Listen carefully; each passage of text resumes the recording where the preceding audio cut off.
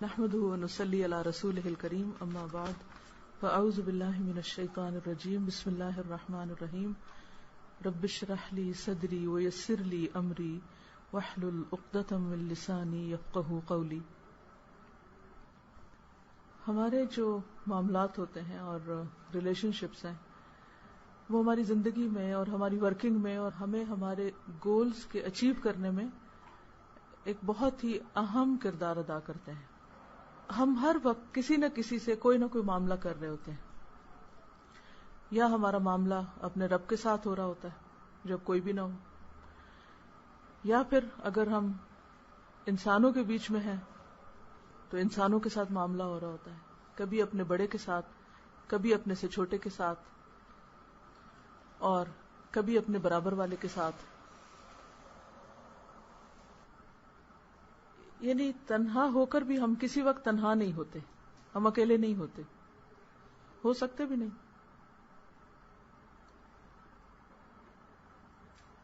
اور اگر ہمارا معاملہ سب سے پہلے اپنے رب کے ساتھ صحیح ہے اور ہم اپنی تنہائیوں کو انجوائے کرتے ہیں,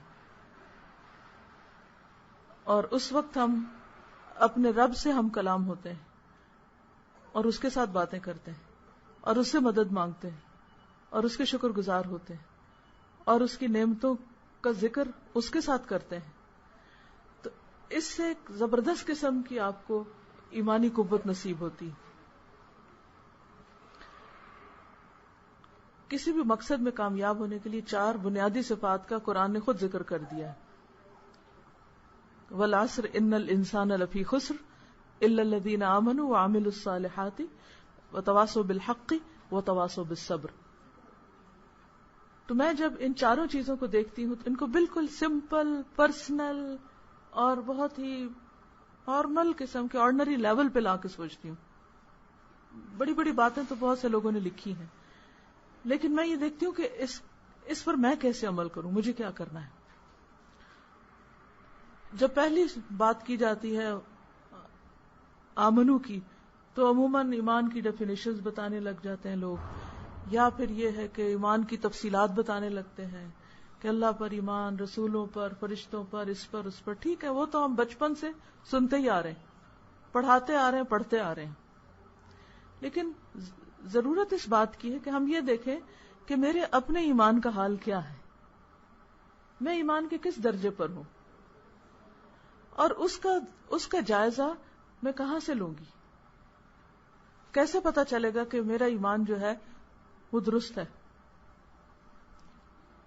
ایمان کوئی ایبسٹریکٹ چیز نہیں ہے, ہم اس کو خود اپنی ذات کے اندر بھی دیکھ سکتے ہیں اور ہمارے لوگوں کے ساتھ جو معاملات ہوتے ہیں ان سے بھی ہمیں پتہ چل سکتا ہے. اپنی ذات کے اندر کیسے دیکھیں, اس وقت نہیں دیکھیں گے جب ہم لوگوں کے بیچ میں ہوتے ہیں. ہم اپنے ایمان کا جائزہ اپنی تنہائی کے اوقات میں لیں کہ تنہائیوں میں ہمارا اپنے رب کے ساتھ کیا معاملہ ہوتا ہے, اس کے ساتھ ہمارا تعلق کیسا ہوتا ہے, اس کی محبت اور اس کے شوق میں ہمارا دل کتنا تڑپتا ہے, اس کی ملاقات کا شوق کتنا ہے, اس کے ساتھ میں اپنا کیا کچھ شیئر کرتی ہوں, میرا اور میرے رب کے بیچ میں کیسا تعلق ہے, وہ کتنا پرسنل تعلق ہے. اس میں اگر آپ روزانہ تھوڑا سا بھی ٹائم نکال لیں اور جو کچھ بھی آپ کر رہے ہیں, مثلا آپ بچوں میں کام کر رہے ہیں, آپ بڑوں میں کام کر رہے ہیں, کسی سے بھی کر رہے ہیں, کیونکہ ہر شخص کی زندگی کا ایک سینٹر آف لائف ہوتا ہے جو اس کا گول ہوتا ہے یا مقصد ہوتا ہے زندگی کا. اگر آپ کی پرائمری ڈیوٹیز میں سے آپ سمجھتے ہیں کہ جو اللہ کے لیے آپ کام کر رہے ہیں وہ بچوں میں کام ہے, تو پھر آپ اس کام کے حوالے سے اپنے رب کے ساتھ باتیں کریں. اس میں دعائیں بھی ہو سکتی ہیں, اس میں مشکلات کا اظہار بھی ہو سکتا ہے, اس میں آپ سے جو کوئی غلطی یا کمی یا کوتاہی یا خیانت یا کسی بھی اعتبار سے کچھ ہوا, اس کا آپ اس پہ توبہ استغفار بھی کر سکتے ہیں, لیکن it should be in a very simple اور پرسنل لیول پہ. دوسرا ہمارا معاملہ لوگوں کے ساتھ معاملے میں ہمارا ایمان پتہ چلتا ہے کہ ہم ایمان کے کس درجے پر ہیں. اس میں نبی صلی اللہ علیہ وسلم نے ہمیں ایک کرائیٹیریا دے دیا ہے، اور وہ کرائیٹیریا آپ سب کے سامنے، آپ سب کو معلوم ہے کہ آپ نے فرمایا کہ خدا کی قسم تم میں سے کوئی شخص اس وقت تک مومن ہو ہی نہیں سکتا، یعنی صاحب ایمان ہو ہی نہیں سکتا جب تک کہ وہ دوسرے کے لیے وہ پسند نہ کرے جو وہ اپنے لیے کرتا ہے. یہ ایک اتنا زبردست معیار ہے کہ اس کے ساتھ آپ کسی کے ساتھ بھی معاملہ کریں گے، چاہے اپنے کے ساتھ، چاہے غیر کے ساتھ، چاہے دوست کے ساتھ، چاہے دشمن کے ساتھ، کسی کے ساتھ بھی کریں گے تو وہ معاملہ انشاءاللہ ایمان پر مبنی ہوگا. تو نقصان سے بچنے کے لیے جو پہلا کرائیٹیریا ہے ایمان لانا، تو اس میں آپ اپنے آپ سے اپنی تنہائی کے اوقات میں کہ جائزہ لیں اور اپنی تنہائی کے اوقات میں سے ایک وقت مقرر کریں. نمبر 2، لوگوں کے ساتھ معاملہ کرتے وقت میں اپنے دل سے پوچھیں کہ کیا واقعی آپ اپنے لیے یہی چاہتے ہیں. جب بھی کسی سے کوئی بات ہو رہی ہو، کسی پہ غصہ آ رہا ہو، کسی کے ساتھ کوئی خفگی ہو رہی ہو، کچھ بھی ہو رہا ہو، تو فوراً یہ سوچیں کہ اگر اس کی جگہ میں ہوں تو میں اپنے لیے کیا چاہوں گی، میرا کیا عذر ہوگا، میں کہاں کھڑی ہوں گی، میں کیا چاہوں گی کہ دوسرا میرے ساتھ کیا کرے. یہ اتنی زبردست کی ہے کہ جہاں جس دروازے کو لگائیں گے کھل جائے گا. جب آپ اپنے دل کی سچائی کے ساتھ کسی سے بھی معاملہ کرتے وقت آپ اس کی جگہ اپنے آپ کو رکھ لیں، کیونکہ یہ ایک حقیقت ہے کہ ہم کچھ بھی کریں لیکن سب سے زیادہ ہمیں پیار اپنے آپ سے ہی ہے. سب سے زیادہ ہم اپنے لیے کیئرنگ ہیں اور اپنے ہی آپ کو پروٹیکٹ کرتے ہیں اور اپنے آپ ہی کو ڈیفینڈ کرتے رہتے ہیں اور اپنے آپ ہی کے گن گاتے رہتے ہیں. یہ کم و بیش ہر ایک کے اندر یہی مشکل ہے، اس سے کوئی بھی خالی نہیں ہے. اسی لیے ہمیں یہی معیار دیا گیا کہ جب آپ دوسروں سے معاملہ کریں تو وہاں بھی پھر اپنے آپ کو رکھیں. اگر میں اپنا مقصد، اپنا گول اچیو کرنا چاہتی ہوں، اپنے کام میں کامیاب ہونا چاہتی ہوں، تو سب سے پہلے ایمان درست کرنا ہوگا. اور ایمان اللہ اور بندوں کے ساتھ معاملے کے وقت پتہ چلے گا کہ کس درجے کا ہے. دوسری چیز وعامل الصالحات کی شکل میں ہے، اور وہ کیا ہے کہ ہر دم نیکیوں کی تلاش میں رہیں، اچھے کاموں کے بارے میں منصوبے بناتے رہیں، نیت کرتے رہیں، ارادے کرتے رہیں، پلان بناتے رہیں، اچھی اچھی باتیں دوسروں سے شیئر کرتے رہیں. اب نیکی کیا ہے، عمل صالح کیا ہے؟ صالح ضد ہے فاسد کی، صلاح اپوزٹ فساد. ہر اس چیز سے بچنا جس سے فساد ہو، بگاڑ ہو، کام خراب ہو، معاملے خراب ہوں. نمبر 1 یہ لازم ہے. اور نمبر 2 صرف اتنا ہی کافی نہیں بلکہ وہ کرنا ضروری ہے. عملو کا لفظ ہے نا، فعل ہے، ایکشن ہے. وہ کرنا ضروری ہے کہ جس سے اپنی اور دوسروں کی بھلائی ہو، اصلاح ہو، بہتری ہو، جس سے خیر نکلے. وہی حدیث ہے نا کہ کچھ لوگ خیر کی کنجی ہوتے ہیں، وہ جہاں جاتے ہیں خیر لے کے جاتے ہیں، اور کچھ لوگ شر کی کنجی ہوتے ہیں، چابی. وہ جہاں جاتے ہیں شر ہی پھیلاتے ہیں، ان سے شر ہی پھوٹتا ہے. خرابی اندر ہے نا، تو جیسے جو کچھ ہم کیری کر کے لے جا رہے ہیں اسی کی خوشبو آئے گی. تو اس لیے عمل الصالحات عمل سے تعلق رکھتا ہے. تو ہر لمحہ اپنے آپ کو یہ دیکھنے کی ضرورت ہے کہ ہم اس وقت بھی کوئی نہ کوئی عمل کر رہے ہیں. مثلا میرا یہاں بیٹھنا بھی ایک عمل ہے، اور آپ کو یہاں سننا بھی ایک عمل ہے. یہاں آنا بھی ایک عمل ہے، اور یہاں سے جانا بھی ایک عمل ہے. کچن میں کھڑے ہونا بھی ایک عمل ہے، مصلے پہ کھڑے ہونا بھی ایک عمل ہے. یعنی ہم کسی وقت جیسے نمبر 1 معاملے سے خالی نہیں، اسی طرح نمبر 2 عمل سے خالی نہیں. اور ہم 2 میں سے 1 میں کنٹریبیوٹ کر رہے ہوتے ہیں. یا تو ہم فساد کر رہے ہوتے ہیں یا ہم پھر اصلاح کر رہے ہوتے ہیں.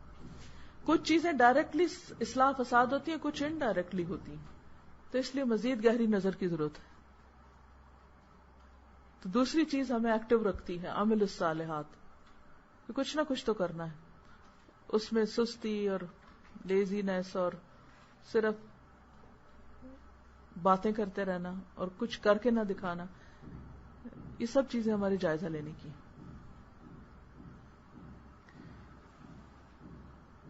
تو یہاں سمپل لیول پر ہر کام کرتے وقت، اور اگر ہر ایک نہیں تو کام کرتے کرتے، مثلا آپ کمپیوٹر بیٹھے ہیں، آپ کچھ لکھ رہے ہیں، آپ کچھ بنا رہے ہیں، کسی کو فون کرنے جا رہے ہیں، کسی سے ملاقات کے لیے جا رہے ہیں، رک کے ایک سیکنڈ پوچھیں کیوں کر رہے ہیں. ٹائپنگ کرتے کرتے چھوڑ دیں اور پوچھیں اپنے آپ سے کیوں کر رہی، کس کے لیے کر رہی، وائی. اپنے آپ سے پوچھیں، کوئی نہیں آپ سے پوچھے گا، خود اپنے آپ سے پوچھیں. اگر تو وہ اللہ کے لیے ہو رہا ہے کام اور نظر اس پہ لگی ہوئی کہ وہ مجھ سے خوش ہو جائے، تو خود بخود عمل صالح ہو جائے گا، چاہے طریقے یا ترتیب میں کچھ فرق بھی ہو جائے. لیکن اگر اس کے لیے نہیں اور کوئی شہرت کی طلب ہے یا لوگوں کو خوش کرنے کے لیے بھاگے دوڑے پھر رہے ہیں، کچھ حاصل نہیں ہوگا. اور دوسری بات یہ ہے کہ احسن عمل جو ہے اس میں ایک تو ہم عام طور پہ ڈیفینیشن اس کی بتا دیتے ہیں کہ سنت کے مطابق ہو، لیکن خود سنت کو خود بھی نہیں بعض اوقات پتا ہوتا کہ کیا اور کیا نہیں. اس میں دوسری چیز جو آتی ہے سنت کے علاوہ وہ ہے کہ بہترین طریقے سے کام کرنا، کام چل چلاؤ والا نہیں اور لاسٹ مومنٹ پہ اٹھ کے بس ادھر ادھر چیز کو بس خانہ پوری والی بات نہ ہو. کچھ بھی آپ کر رہے ہیں کبھی نیور بی سیٹسفائیڈ کہ آپ یہ نہ سوچیں کہ اچھا اب تو میں بہت اچھا کرنے لگی. بس اگر آپ بچوں کو پڑھا رہے ہیں اور آپ کے میرے سے اچھا تو کوئی ٹیچر ہے ہی نہیں اور میں تو جو کر رہا ہوں میرا آئیڈیا سب سے زبردست تھا اور میرا لیسن پلاننگ بہت اچھی تھی اور میرا نہیں، کبھی بھی ایسا نہیں ہو سکتا کہ ہم سب سے اچھے ہوں. اور جس دن یہ خیال آ گیا نا ہم سب سے اچھے ہیں تو وہیں سے زوال شروع ہو جائے گا. تو اس لیے بہت ضروری ہے کہ اس میں ہم بہتر سے بہتر، اور اس کے لیے بھی ہمیں ایک معیار دے دیا گیا حدیث میں، اور وہ کیا ہے کہ جس کا آج اس کے کل سے بہتر نہیں وہ برباد ہو گیا. یوں لگتا ہے کہ جیسے مرتے دم تک ہمیں مسلسل سٹرگل کے لیے کہا گیا کہ ہر روز کل کی نسبت امپروومنٹ کی ضرورت ہے، اور اگر کل سے زیادہ امپروومنٹ نہیں تو گویا کچھ نہیں کیا. مومن ایک ٹری کی طرح روز گرو کرتا ہے، اور آپ نے دیکھا ہوگا کہ جب کسی ٹری کی گروتھ رک جاتی ہے تو پھر کیا ہوتا ہے، سوکھنے لگتا ہے، پھر جلانے کے قابل رہ جاتا ہے. لیکن آپ نے دیکھا ہوگا کچھ اچھی قسم کے ٹریز جو ہوتے ہیں وہ بوڑھے بھی ہو جاتے ہیں تو پھر وہ مزید لٹک لٹک کے نئے پودے زمین سے اس کے حصے کے نکلنے لگتے ہیں، اپنے لیے آثار چھوڑتا ہے. تو اپنے آپ سے پوچھیں کہ جو بھی میں کر رہی ہوں یہ کس میں شامل ہوتا ہے، صالح میں یا فاسد میں، اچھا یا برا ہے، دو میں سے ایک ہے. اور بی ایکٹیو، عمل جو ہے ایکشن کا نام ہے، باتوں کا نہیں ہے. تیسری چیز جس کو آپ سمپل لیول پر لے سکتے ہیں وہ کیا ہے، وَتَوَاصَوْا بِالْحَقِّ. اس کو میں اپنے لیے لیتی ہوں، sharing the good. Any good you have share with others. حق کیا ہے، سچائی، جو چیز حقیقت کے مطابق ہے، ریالٹی بیسڈ ہے، جو فائدہ مند ہے. جب آپ کو ایک سچائی کا پتہ چل جاتا ہے، صرف باتوں میں نہیں، نظریے میں نہیں، کوئی بھی اچھی چیز آپ کو پتہ چل گئی ہے تو پھر آپ کیا کریں، اس کو دوسروں کے ساتھ شیئر کریں. جس کو نہیں کرنا آ رہا اسے سکھائیں. اگر آپ کو پتا ہے کہ آپ بہت اچھا کرتے ہیں تو آپ آگے بڑھیں اور دوسروں کو بتائیں. اور اس میں پھر جو پہلی دو چیزیں ہیں وہ بنیاد کا کام کریں گی آپ کے ایمان اور عمل صالح. جتنی وہ مضبوط ہوں گی، جتنا اللہ سے تعلق مضبوط ہوگا، اور جتنے آپ خود اپنی ذاتی زندگی میں ہر وقت خیر کی تلاش میں اور اچھے اچھے کام کر رہے ہوں گے، یہ آپ کی بنیاد بنے گی تیسرے درجے کے کام کے لیے، اور تیسرے کام کے لیے. اور وہ کیا ہے، دوسروں کی ہیلپ کرنا، دوسروں کے ساتھ شیئر کرنا، اچھی چیزیں، اچھے آئیڈیاز، جو بھی ان کے لیے فائدہ مند ہے. یعنی سوسائٹی کے لیول پہ کام کرنا، صرف اپنی ذات میں نہیں جینا کہ میں اچھا ہو جاؤں بس یہی کافی ہے. تو یہ اس وقت پاسبل ہوگا جب آپ پہلے دو کام کر رہے ہوں گے.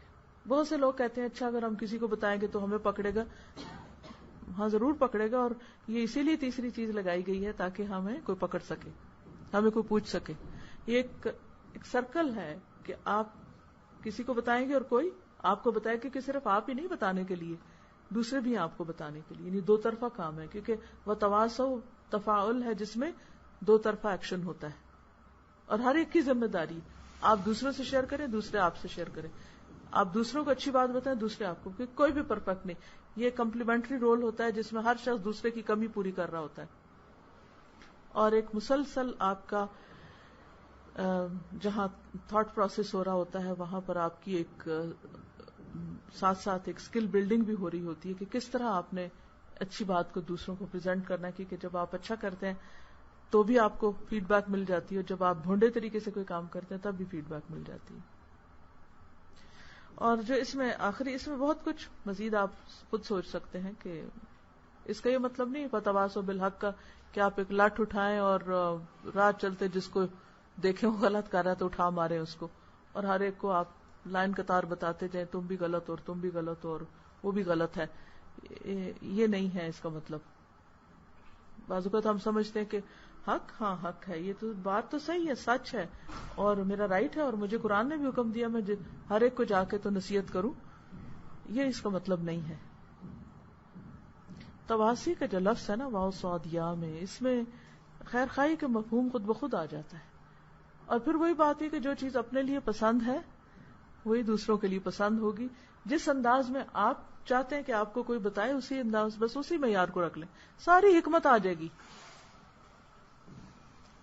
کیونکہ اب اکثر ہم کہتے ہیں نا ذرا کسی سے سیکھ لیں کہ کیسے کسی کو بتائیں تو پھر بہت افیکٹو ہو اور بہت اچھی طرح بتا سکیں. وہاں بھی اپنے آپ کو رکھ لیں، خود ہی اچھائی پتہ چل جائے گی کہ کیسے بتانا چاہیے. کیونکہ ہمارے جو پیمانے دوہرے ہوتے ہیں نا کہ کسی کے لیے ہم کچھ کرتے ہیں اور اپنے لیے کچھ اور، تو پھر تو مشکل ہوتی ہے. اور پھر آخری چیز جو اس میں چوتھی چیز ہے وتواصوا بالصبر، اس میں مجھے ایسا لگتا ہے کہ جیسے دکھی اور غمزدہ، پریشان حال، ڈیسپریٹ، ڈپریسڈ لوگوں کی مدد کرنا ہے. سارا سوشل ویلفیئر اسی میں آ جاتا ہے، گھر سے شروع ہوتا ہے اور ہر جگہ تک جاتا ہے. اب آپ دیکھیں کہ جب آپ کسی کو کہتے ہیں صبر کرو تو یہ اس کا وتواصوا بالصبر کا مطلب ترجمہ یہ کوئی نہیں ہے دوسروں کو صبر کرنے کے لیے کہو، کیونکہ عملی طور پہ ہم یہ کرنا شروع ہو جاتے ہیں، صبر کرو، چپ کرو، کچھ نہیں ہوتا، ٹھیک ہو جائے گا سب. یہ اس کا مطلب نہیں ہے. پھر تواسی کا لفظ ہے، یہ نہیں کہا قولوا الحق اور قولوا اصبروا کہ جا کے لوگوں کو کہو صبر کرو. اس میں آپ دیکھیے کہ صبر اصل میں ہے کیا؟ کسی کی نیگیٹیوٹی کو پازیٹو میں بدلنا، منفی کو مثبت کرنا. اللہ تعالیٰ نے ساری کائنات میں ایک نظام ایسا رکھا ہے کہ ہر وقت ہر چیز منفی کو مثبت کر رہی ہے. کس طرح؟ مثلاً آپ دیکھتے ہیں کہ کہیں بھی گندگی کا کوئی ڈھیر انسان پھینکتے ہیں تو اللہ تعالیٰ نے ایسی فورسز رکھی ہیں، ایسے طریقے رکھے ہیں کہ وہ خود بخود اس میں ایسا عمل شروع ہو جاتا ہے کہ وہ منفی مثبت میں وہ ڈھیر جو ہے وہ دوبارہ ایسی شکل میں آ جاتا ہے کہ وہاں سے خرابی دور ہو جائے. اسی طرح ہر چیز اپنے اعتدال، اللہ نے اعتدال پر چونکہ پیدا کیا ہے، میزان قائم کیا ہے. انسان فساد کرتا ہے لیکن اللہ تعالیٰ نے طریقہ یہ رکھا ہے کہ ہر چیز پھر واپس اپنی اصل پہ لوٹ جاتی. تو جب لوگوں وتواصوا بالصبر کیا ہے؟ پھر جب لوگوں کی سوچ منفی ہو، لوگوں کا رویہ منفی ہو، تو اس کو خود پہلے صبر کر کے، کیونکہ ہم خود ہی صبر نہیں کرتے، خود صبر کے ساتھ اس کو پھر صبر میں بدلیں. کیونکہ اگر آپ کے اپنے پاس صبر کوئی نہیں تو آپ کسی کو بھی صبر دے نہیں سکتے. اور پھر یہ بھی دو طرفہ عمل ہے. جب آپ کسی کے لیے کرتے ہیں تو اللہ سبحانہ وتعالیٰ آپ کے لیے کرتا ہے. اور وہ بڑی زبردست حدیث ہے کہ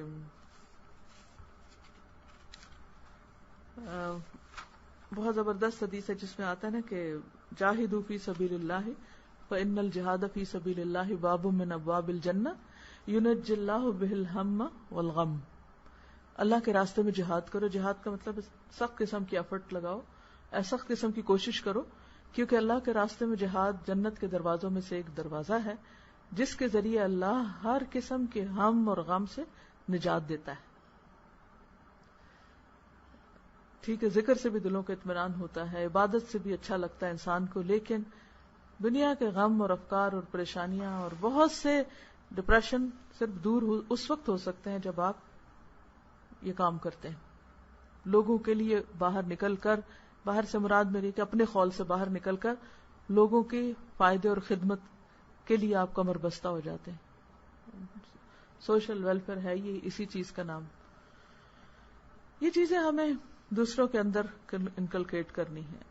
اب یہ ہے کہ بعض اوقات لوگ جب یہ کام کرنے لگتے ہیں وتواصوا بالحق وتواصوا بالصبر کا، تو کہتے ہیں کہ کوئی ہماری بات ہی نہیں سنتا اور کوئی ہم کو اہمیت ہی نہیں دیتا اور کوئی فائدہ نہیں ہوتا، تو پھر کرنے کی کیا ضرورت ہے. لیکن ہمیشہ یاد رکھیے کہ جب آپ کسی سے بات منوانا چاہتے ہیں تو اپنے آپ سے کچھ سوال کیا کریں. پہلی بات یہ کہ میں کیا بات کر رہا ہوں، کیا کہنے جا رہا ہوں. دوسری یہ کہ کس سے کر رہا ہوں، اپنے سے بڑے سے کر رہا ہوں، چھوٹے سے کر رہا ہوں، برابر والے سے کر رہا ہوں، کس سے کر رہا ہوں. تیسرا یہ کہ کیوں کر رہا ہوں، موٹو کیا ہے، مقصد کیا ہے، کیا اچیو کرنا چاہتا ہوں. پھر یہ کہ کب کر رہا ہوں، کیا یہ صحیح وقت ہے، مناسب ہے. مثلاً وہ صحابہ اس شخص کے پیچھے دوڑے تھے جو پیشاب کر رہا تھا مسجد میں، بات تو ٹھیک تھی، طریقہ غلط تھا، آپ نے ان کو روک دیا، حالانکہ غلطی دوسرا کر رہا تھا. کیونکہ بعض اوقات ایک اچھی بات، بہترین بات ہم غلط موقع پہ کرتے ہیں تو پھر کیا ہوتا ہے، اس کا فائدہ نہیں ہوتا. اور آخری بات یہ کہ کیسے کر رہا ہوں، میرا انداز کیا ہے، اس میں دل سوزی ہے، اس میں خیر خواہی ہے، اس میں دوسرے کا فائدہ اپنے فائدے سے زیادہ ہے. تو انشاءاللہ جب آپ اس طریقے سے کریں گے تو بات ضرور مانی جائے گی. ابھی آپ ہائپر چلڈرن کی بات کر رہے تھے، تو ان سے ٹیکل کرنے کے بہت سے طریقے ہوں گے، لیکن کوئی بھی شخص، کسی سے بھی آپ معاملہ کریں، کسی سے بھی بات کریں، اگر ان 5 سوالوں کے جواب اپنے سے پوچھ کر بات کریں اور اللہ کی مدد سے، تو انشاءاللہ دوسرا مانے گا آپ کی بات. اور پھر ایک اور بات، اللہ تعالیٰ نے یہ نہیں کہا ہم کو کہ تم ان کو منوا کے چھوڑو. فذکر فإن الذکریٰ تنفع المؤمنین، فذکر انما انت مذکر. اگر ہم خیر خواہی سے کسی کو بھی کوئی اچھی بات بتا رہے ہیں تو کافی ہے. اور پھر یہ کہ جب آپ کسی سے بات کریں تو صرف اپنی نہ کریں، اس کی بھی سنیں، کیونکہ جب تک دوسرے کی آپ سنیں گے نہیں تو آپ کو کیا پتہ چلے گا کہ وہ اس وقت کیا فیل کر رہا ہے. اور اس طرح آپ اپنے طور پہ اپنے آپ کو 100% ٹھیک سمجھ رہے ہوتے ہیں، لیکن دوسرا آپ کو ٹھیک نہیں سمجھ رہا ہوتا، وہ آپ کو غلط سمجھ رہا ہوتا ہے، کیونکہ آپ نے اس کی نہیں سنی ہوتی کہ وہ کیا چاہ رہا ہے، وہ کیا کہتا ہے، اس کا نقطہ نظر کیا ہے. تو جب تک دوسرے کا نقطہ نظر پتہ نہیں چلے گا، اس وقت تک آپ رائٹ بات کر ہی نہیں سکیں گے. پھر اسی طرح ہے کہ بعض اوقات ہم بڑے بڑے دلائل لے آتے ہیں لیکن نرمی اور شائستگی سے خالی ہوتے، مہذب نہیں ہوتے. تو اس موقع پر ہمیں صرف دلیل سے کام نہیں لینا، بلکہ بہت سویلائزڈ انداز میں، بہت آرام سے اور عمدہ طریقے سے بات کرنا. اور اس دوران اگر بیچ میں دوسرا تنقید شروع کر دے یا کوئی آپ کے ساتھ سخت کلامی شروع کر دے تو اس موقع پر بھی اس کو انا کا مسئلہ نہیں بنانا اور ضد میں نہیں آنا، خاموشی سے بات سن لیں. اور اگر آپ سمجھتے ہیں کہ آپ کے پاس جواب ہے اس چیز کا تو ٹھیک، ورنہ کوئی ہار جیت کا معاملہ تو نہیں ہے، ہار جیت تو اللہ کے پاس ہے. تو بات یہ ہے کہ اگر ہم چاہتے ہیں کہ ہمارے معاملات دوسروں کے ساتھ اچھے ہوں تو اس سے پہلے ہمیں اپنی فکر کرنی ہے. اور یہ 4 نکاتی جو کامیاب ہونے کا پروگرام اللہ تعالیٰ نے دیا ہے، ان 4 کو 4 لفظوں میں آپ لکھ سکتے ہیں. مثلا میں اپنے آپ کو کہتی ہوں ٹاک نمبر 1 ایمان کے آگے لکھتی ہوں عمل کی باتوں میں ٹاک ٹو اللہ. عمل الصالحات میں کہتی ہوں ٹیک ایکشن. یہ کوڈ ورڈز ہیں نا اپنے لیے، ٹیک ایکشن. اور وتواصوا بالحق میں شیئر گڈ، یعنی وٹ ایور گڈنس آپ کے پاس ہے اس کو شیئر کرو. وتواصوا بالصبر، بی سمپیتھیٹک. تو جب یہ 4 کام آپ روز کرتے ہیں تو انشاءاللہ تعالی آپ کے تعلقات اللہ سبحانہ وتعالی سے، آپ کے معاملات بندوں سے، اور سب سے بڑی بات ہے کہ خود اپنے اندر ایسا سکون اور خوشی نصیب ہوتی ہے کہ جس کا کوئی دوسرا نعم البدل ہے ہی نہیں. اور چند چیزیں اور اس ضمن میں کہ ہماری جو شخصیت ہے اس کی اصل صرف اس میں نہیں کہ ہماری نمازیں کتنی لمبی ہیں یا ہم کتنا صدقہ خیرات کر رہے ہیں. ہماری شخصیت ہمارے انداز اور معاملے سے ظاہر ہوتی ہے کہ ہم کون ہیں, کس کے ساتھ کیسے معاملہ کر رہے ہیں, سرونٹس کے ساتھ کیسے پیش آ رہے ہیں, بڑوں کے ساتھ, دوستوں کے ساتھ, اجنبی لوگوں کے ساتھ, محرم نامحرم کے ساتھ, کسی بھی جگہ, کسی کلینک میں گئے تو ڈاکٹر کے ساتھ, استاد کے ساتھ, رشتہ داروں کے ساتھ, دوستوں کے ساتھ, اور ان کے ساتھ جو ہمیں بالکل اچھا نہیں سمجھتے, ڈس لائک کرتے ہیں ہم ان ساری جگہوں پر کر کیا رہے ہوتے ہیں.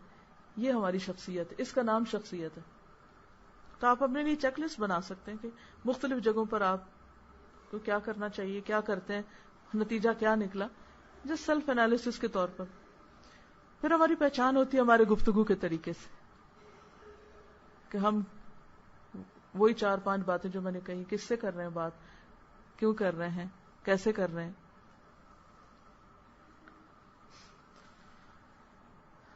اور یاد رکھیں کہ جیسا آپ کا معاملہ ہوگا ویسی ہی آپ کی قدردانی ہوگی. لوگوں کو اس سے کوئی غرض نہیں کہ آپ کتنے انٹلیکچوئل ہیں, کتنے انٹیلیجنٹ ہیں, کتنے بڑے اسکالر ہیں, کون ہیں آپ اور کون نہیں. انہیں اس سے کوئی دلچسپی نہیں. یہ سب کچھ آپ کے اپنے لیے, یہ اللہ کی نعمتیں جو آپ کو اپنے لیے ملی ہیں. آپ سے جو لوگوں کا تقاضا ہے وہ کیا ہے کہ آپ ان کے لیے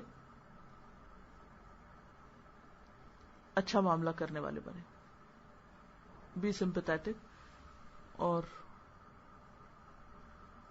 شیئر گڈ. ایک اور چیز جو بہت آسان بناتی ہے, چاہے بچوں سے ڈیل کرنا ہو, کلیگ سے ڈیل کرنا ہو, گھر والوں سے کرنا ہو, وہ ہے دوستانہ انداز, فرینڈلی ایٹیٹیوڈ. کسی کو بھی اگر آپ فرینڈلی انداز میں بات کریں گے تو فرینڈلی انداز کیا ہے, جیسے ہم اپنے دوستوں سے کرتے ہیں نا, ان کی کوئی بات اچھی نہ لگے پھر بھی ہم ان کے ساتھ اچھے ہو رہے ہوتے ہیں, ان کی باتوں کو ہم اتنا سیریس نہیں لیتے, ناراض نہیں ہوتے, ان کو پھر ہنستے ہنستے لے لیتے. تو یہی انداز اگر بچوں کے ساتھ ہوگا, یہی بڑوں کے ساتھ ہوگا, تو فرینڈلی سے مراد کوئی گستاخانہ اور بےہودہ انداز نہیں ہے, کیونکہ اب تو شاید اس کا بھی کوئی معیار نہیں رہا کہ فرینڈلی سے مراد کیا ہے. پہلے تو اس ڈیفینیشن کو ٹھیک کرنے کی ضرورت ہے. دوستانہ انداز سے مراد یہ ہے کہ تحکمانہ نہ ہو, کہ آرڈر کرنے کے انداز میں نہ ہو, یا ایسا عاجزانہ نہ ہو کہ مسکین بن کے آپ اپنے آپ کو پیش کریں. ایک اچھا انداز ہو جس میں انس بھی ہو, دوسرے کی طرف توجہ بھی ہو, شائستگی بھی ہو, دوسرے کا احترام بھی ہو, تو انشاءاللہ اس سے بہت سی چیزیں آسان ہو جائیں گی. پھر یہ ہے کہ ایک دوسرے کے ساتھ کوآپریشن, اور کوآپریشن کا مطلب صرف یہ نہیں ہوتا کہ میں کسی کو ہاتھ پکڑاؤں تو کوئی میرا پکڑ لے. اس کا احسن طریقہ یہ ہوتا ہے کہ قربانی یا سیکریفائس کے ساتھ یا سیکریفائس کرتے ہوئے دوسرے کے ساتھ تعاون کرنا. مثلا ایک شخص کھڑا ہے اور آپ بیٹھے ہیں اور آپ کو اس کے ساتھ تعاون کرنا ہے, تو آپ کیا کریں گے؟ آپ کو اٹھنا پڑے گا, اور اس وقت آپ کا دل نہیں ہے اٹھنے کو, تو کیا تعاون ہوا پھر؟ تو بہت دفعہ اپنی مرضی, اپنی خوشی اور اپنی ذات کو قربان کر کے آپ تعاون کر سکتے ہیں. پھر بہت دفعہ تعاون اعتماد کی بات ہوتی ہے, ہمیں ایک دوسرے پہ ٹرسٹ کرنا چاہیے اور ٹرسٹ کے ساتھ کام آسان ہو جاتے ہیں. لیکن ہم یہ کیوں نہیں سوچتے کہ ٹرسٹ کس کو کہتے ہیں, ٹرسٹ کیسے ڈیولپ ہوتا ہے؟ ٹرسٹ ڈیولپ ہوتا ہے ذمہ داریاں ادا کرنے سے, اور خاص طور پر ورکنگ ریلیشن شپ میں. مثلا آپ کو کوئی رسپانسبلٹی دی گئی ہے, مثلا ریسپشن کی دی گئی ہے, ایز اے ٹیچر دی گئی, یا کوئی اور اس طرح کی, تو اس میں کیا ہوگا کہ آپ کیا کریں گے؟ آپ وہاں سے چھٹی کر کے چلے جائیں گے, یا گھر سے بتا دیں گے, یا بعد میں بتا دیں گے سوری میں آ نہیں سکے. کیا اس سے آپ کو ٹرسٹ ڈیولپ ہوگا؟ آپ 10 دفعہ ٹائملی کام کریں گے نا, اور ایک دفعہ ایسی غلطی کریں گے تو اگلی دفعہ کوئی آپ کو کام دیتے ہوئے مزید سوچے گا, اور اس طرح آپ اپنے آپ کو نیکی اور خیر کے مواقع اور کاموں سے محروم کر لیتے ہیں. بعض اوقات لوگوں کو شکایت ہوتی ہے ہمیں کوئی اہمیت نہیں دیتا، ہمیں کوئی کام نہیں ملتا، ہمیں کوئی پوچھتا نہیں. بھئی پوچھو تو سوچو کیا وجہ ہے، کہاں کمی ہے. دوسروں میں غلطیاں ڈھونڈتے ہیں، اپنے اندر بھی ڈھونڈیں کہ کیا ہم دوسروں کی ایکسپیکٹیشن پہ پورے اترے. تو باہمی تعاون اور باہمی اعتماد صرف اس وقت ہو سکتا ہے جب آپ اپنی ذمہ داری کو، ڈیوٹی کو، رسپانسبلٹی کو پوری طرح ادا کرنے کی کوشش کریں. اور ایک اور چیز جس کی عام طور پر کمی پائی جاتی ہے وہ ہے دوسروں کی خوبی اور اپنی غلطی کا اعتراف. یہ بہت مشکل کام ہوتا ہے لیکن بہت ہی فائدہ مند. جب آپ کسی کی بھی خوبی کا اعتراف کر لیتے ہیں تو آپ اس سے بھرپور قسم کا فائدہ اٹھا سکتے ہیں اپنے کام کے سلسلے میں. کسی کے اندر کوئی خیر ہے، عموماً کیا ہوتا ہے جب اکٹھے کام کر رہے ہوتے ہیں نا تو بعض اوقات کہیں نہ کہیں سے کوئی جیلسیز بھی سر اٹھانے لگتی ہیں. اس کا بھی علاج یہی ہے کہ آپ جس کو آپ سمجھتے ہیں کہ آپ سے آگے ہے کسی بھی چیز میں، تو اس کی خیر بھلائی خوبی کا اعتراف کر لیں. آپ نہیں بھی کریں گے تو ریالٹی تھوڑی بدلے گی. سچ تو سچ ہی ہے، جو اللہ نے اس کو دیا ہے آپ کے ڈینائی کرنے سے وہ اس سے نہیں چنے گا. آپ کی بھلائی اسی میں کہ آپ اس کو مان جائیں. اور جب آپ ایک دفعہ مان لیں گے نا اس کو تو پھر آپ اس کا دل آپ کے لیے کھل جائے گا. پھر آپ کو خود تعاون ملے گا بہت ساری چیزوں میں. لیکن جب ہم ڈینائی کرتے رہتے ہیں نا دوسروں کی خوبیوں کو تو اس میں پھر کیا مشکل ہوتی ہے کہ دوسروں کی طرف سے ہمیں تعاون نہیں ملتا، چاہے ہم کتنا بھی تعاون پھر کرتے رہیں سپرفیشل قسم کا. اسی طرح اپنی غلطی کے اعتراف میں دیر نہیں کرنی چاہیے. غلطی پر اصرار سے انسان کی کوئی عزت بڑھتی نہیں ہے. بہت سے لوگ غلطی کر کے عزت بچانے کے لیے غلطی پہ اصرار کرتے ہیں کہ اس طرح کیا ہوگا، ہم نہیں مانیں گے تو پھر ہماری عزت رہ جائے گی. حالانکہ آپ نے دیکھا ہوگا کہ جب ایک شخص نے غلطی کر ہی لی اور پتہ چل گیا کہ یہ غلطی ہے اور وہ غلطی تو نظر بھی آ رہی ہے اور آپ اگر اس کو انکار بھی کر رہے ہیں، اور کیوں کر رہے ہیں اس کی ریزن کیا ہے کہ دوسروں کی نظر میں ہم اچھے بن جائیں، تو اچھے تو بن ہی نہیں سکتے. نہ یہ مقصد حاصل ہوا اور نہ یہ اللہ کی نظر میں کوئی مقام، تو پھر بہتر ہے کہ اعتراف کر لیا جائے. اور کیا چیز روکتی ہے ہمیں؟ خود غرضی، خود پسندی. تو جب تک یہ نہیں اندر سے نکلے گی تو بہتر کام نہیں کر سکتے. اسی طرح کسی بھی کام میں ٹھہراؤ اور استقامت ضروری ہے. آپ لوگ ابھی آپ لوگوں نے مجھے بتایا کہ آپ لوگ ڈیوٹیاں وغیرہ چینج کریں گے کہ ہم یہاں تھک گئے ہیں، یہاں زیادہ دن کام کر لیا ہے. چینج اچھا ہوتا ہے لیکن اٹس ناٹ آلویز گڈ. کچھ کام زندگی میں ایسے ضرور کریں جن کو ساری زندگی چینج نہ کریں، اور کچھ چیزیں جو ہیں وہ آپ چینج کر لیں. ٹھیک ہے؟ مثلا اگر آپ کسی ایک خاص کام میں اچھے ہیں تو اس کی قدر کریں، اس کو جو اسکل آپ کو اللہ نے دی ہے اور جو چیز آپ کو ملی ہے اس کی قدر کریں اور اس سے تھکے نہیں، اسے کرتے رہیں. اس کے ساتھ آپ کسی اور چیز میں بھی اپنی ضرورت کے مطابق حصہ لے سکتے ہیں تو لیں. نئی نئی چیزیں ہر وقت ٹرائی کرنا اور نہ ادھر کے رہنا نہ ادھر کے رہنا، ہر وقت لائن آف ایکشن بدلتے رہنا صرف اس لیے کہ بور ہو گئے ہیں، تو یہ تلون جو ہے زندگی میں یہ بعض اوقات بہت نقصان دہ ہوتا ہے. آپ یہ دیکھیں کہ آپ سب سے اچھے کس کام میں اس کو کریں، اور جو دوسرے کاموں میں اچھے ہیں ان کو کرنے دیں. اور اتنا کریں کہ آپ اس خاص فیلڈ کے ماہر ہو جائیں، اس میں ایکسپرٹیز حاصل کریں تاکہ پھر آپ کی ایکسپرٹیز سے دوسرے لوگ فائدہ اٹھائیں اور میکسیمم فائدہ اٹھائیں اور ان تک بہترین طریقے سے بات جائے. تو انشاءاللہ اس سے آپ کو زیادہ فائدہ ہوگا. اسی طرح یہ کہ دور اندیشی ایک بہت کام کی چیز ہے معاملات میں. دور اندیشی، ہم بعض اوقات اپنے وقتی غصے اور اپنے وقتی فائدے کے لیے ایسے کام کر بیٹھتے ہیں جس پر بعد میں ریگریٹ کرتے ہیں. اگر کسی وقت کسی جذبات کا غلبہ بھی ہو اور شدید آپ کسی چیز کے دباؤ میں بھی ہو تو بھی آپ ٹھہر جائیں کوئی بھی ایکشن لینے سے پہلے اور تھوڑا سا رک جائیں. آج کے فائدے کو نہیں دیکھیں، کل کے فائدے کو دیکھیں. تو دور اندیش وہ ہوتا ہے جو دور تک دیکھ کے ڈیسیژن لیتا ہے. جذباتی انداز میں معاملہ کرنا یا جلد بازی یا انتقام کی نیت سے ایکشن لینا جو ہے اس سے بھی کام خراب ہوتے ہیں. پھر یہ ہے کہ باڈی لینگویج جو ہوتی ہے اور پھر آواز کا اتار چڑھاؤ، یہ بھی معاملات میں بہت بہت اہم ہوتا ہے. آپ کی نیت بہت اچھی ہو سکتی ہے، لیکن آپ کے اگر گفتگو کا انداز اچھا نہیں ہے یا آواز کا والیوم ضرورت سے زائد ہے یا ضرورت سے کم ہے تو بھی آپ کی بات افیکٹو نہیں ہوگی. چاہے آپ بچوں کو ٹیچ کر رہے ہیں یا ریسپشن پہ معاملہ کر رہے ہیں، کسی بھی جگہ پر آپ ہیں. اور پھر یہ کہ اول و آخر جو کچھ بھی ہو اللہ کی مدد سے اور اللہ کے لیے خالص کرتے ہوئے. کوئی بھی چیز دنیا میں امپاسبل نہیں، ہر چیز ممکن ہے. اور ان اللہ علی کل شیء قدیر وما رمیت اذ رمیت ولکن اللہ رمی.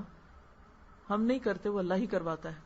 کوئی آئیڈیا آتا ہے ہمیں تو وہ اللہ نے ڈالا ہمارے دل میں، کسی کام کی توفیق ہوئی، وما توفیقی الا باللہ. اور جب اس کی مدد سے انشاءاللہ آگے بڑھیں گے تو اللہ تعالیٰ معاملات آسان فرما دے گا. دو چیزیں، ایک تو یہ ہے کہ جہاں آپ کو اپنی غلطیاں نظر آتی ہیں وہاں اپنے پوٹینشیل بھی دیکھیں کہ میں کون سی ایسی چیز کر رہی ہوں کہ جو دوسرے نہیں کر پا رہے یا اللہ نے مجھے نعمتیں دی. تو اما بنعمت ربک فحدث، ان نعمتوں کو بھی آپ نوٹ کریں کہ کیا اللہ نے آپ کو دے رکھا ہے، اپنی جو اچیومنٹس ہیں یا جو بھی کچھ، اس کو بھی ذہن میں رکھیں. دوسری بات یہ ہے کہ one step at a time. مجھے پتا ہے بہت سارے کام ہیں آج میرے، ویسے غلطیوں کو اگر کام کے طور پہ لے لینا، مجھے پتا ہے آج میرے بہت سارے کام ہیں لیکن میں ایک وقت میں ایک ہی کام کر رہی ہوں. یہ جو لوگ ملٹی ٹاسکنگ کی بات کرتے ہیں وہ ہو جاتا ہے، اس میں کوئی کوالٹی نہیں ہوتی اور کہیں کا بھی نہیں انسان رہتا.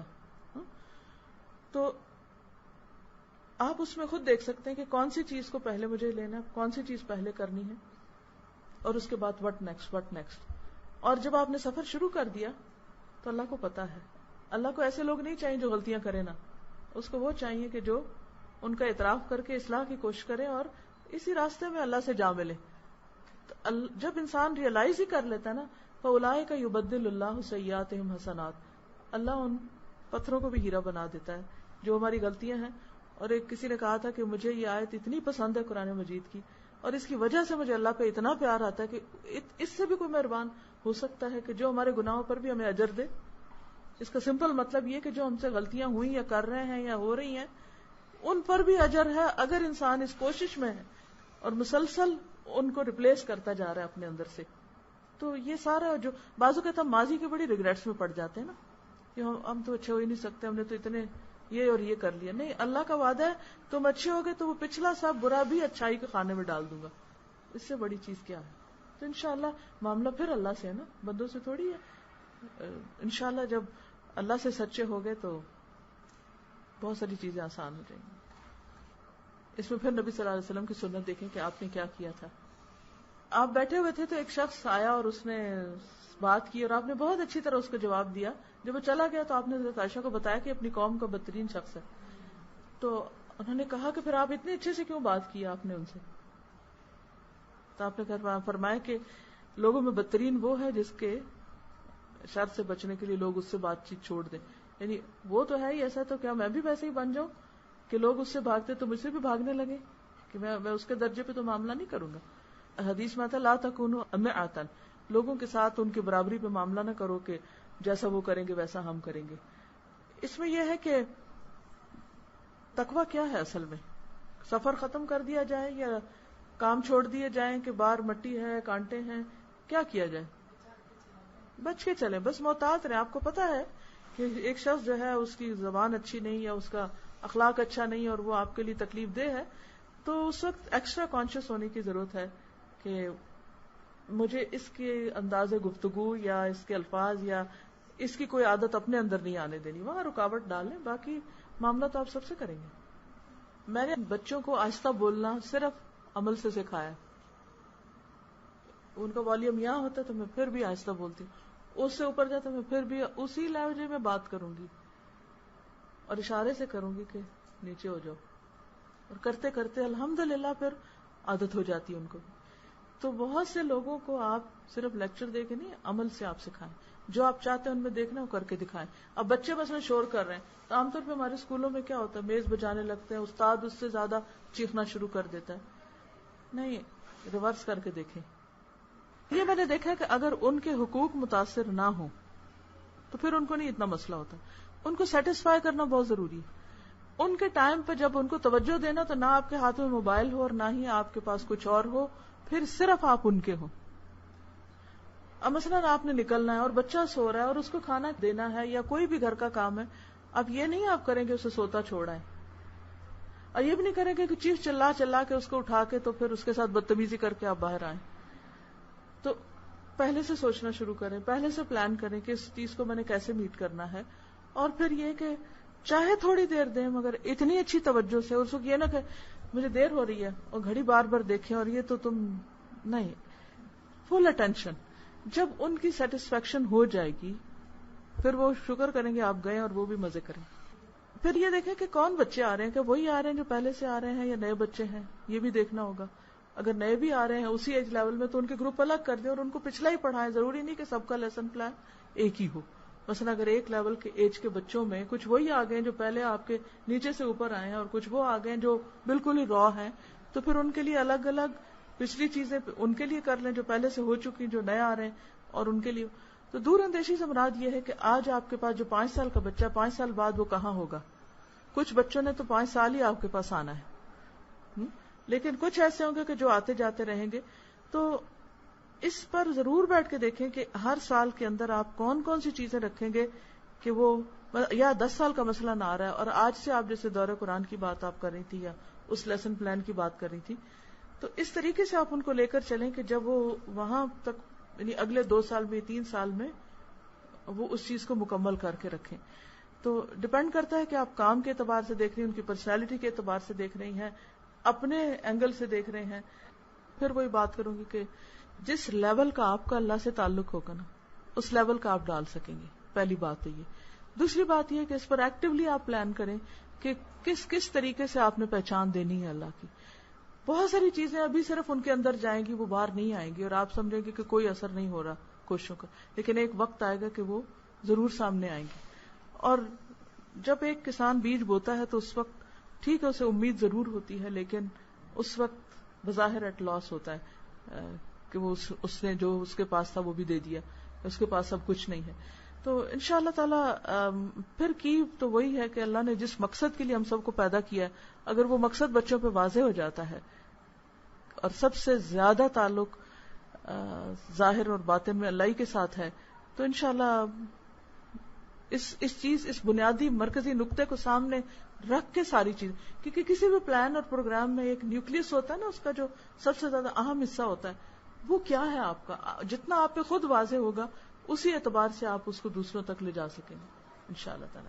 چونکہ میرا وقت پورا ہو چکا ہے تو اجازت چاہتی ہوں انشاءاللہ